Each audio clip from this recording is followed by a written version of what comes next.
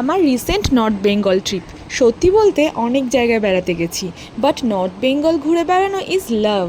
2-3 দিনের ছুটিতে ঘুরে আসার বেস্ট জায়গা এই পাহাড়ি ছোট্ট গ্রাম। বর্ষাতে পাহাড় আরও মায়াবী আর সুন্দর হয়ে ওঠে। সেই সৌন্দর্য উপভোগ করতে করতেই নিউজ চ্যানেলে দেখানো সব ভয়কে উপেক্ষা করেই ঘুরে এলাম এই পাহাড়ি ছোট্ট গ্রামটাতে। তার সাথে হোমস্টে আর পাহাড়ি মানুষজনের আপ্যায়ন সব মিলিয়ে যেন একটা স্বর্গীয় অনুভূতি। কম খরচে 2-3 দিনের জন্য পাহাড়ে সময় কাটাতে চাইলে হোমস্টের সব রকম ডিটেলস আমি এই ভিডিওতেই তোমাদেরকে দিয়ে দেব। প্রথমেই আমি তোমাদেরকে নিয়ে চলে এলাম হোমস্টের কিচেনে। আর আগে তো দেখেই দিয়েছি সমস্ত রুম যেটাতে আমরা ছিলাম আর রুম থেকে সম্পূর্ণ ভিউটা। দেখো কিচেনটাও কিন্তু কি সুন্দর করে সাজানো। আর এখানে বেবিদের জন্য একটা দারুণ ব্যবস্থা রয়েছে। সত্যি বলতে বেবিদের রান্নাবান্না নিয়ে আমাকে কোনো হেডেকই নিতে হয়নি।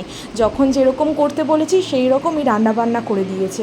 আসলে কথায় আছে না, বেবি খুশি থাকলে মাও খুশি। তো যখন যেরকম রান্না করতে বলেছি এই আন্টি আমাকে ঠিক সেইভাবেই রান্নাবান্না করে দিয়েছে।